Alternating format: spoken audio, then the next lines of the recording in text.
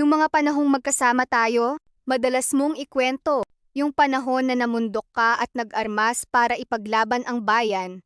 Sabi mo pa nga, dinadalaw ka ng ex mo sa bundok. Sa statement mo na to, kahit papaano, natuwa ako makita ulit yung dating Robin Padilla na nakilala ko.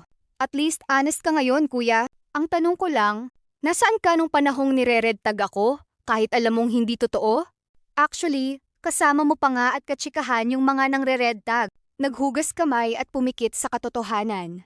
Isa sa mga pinakamalaking dahilan kung bakit ka binoto ng maraming Pilipino ay dahil inasahan nilang magiging matapang kang boses para sa mga kapatid nating Muslim.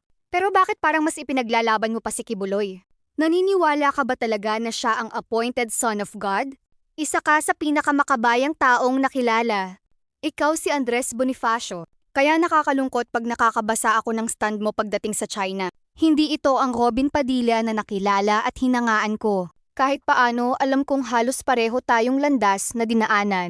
Galing sa hirap, nagtrabaho ng maaga, tinangkilik at nakapagpasaya ng mga tao. Ang utang na loob natin ay sa ating Diyos at sa lahat ng Pilipino, hindi lamang sa isang tao. Tama na kuya, gising na. Hindi pa huli ang lahat.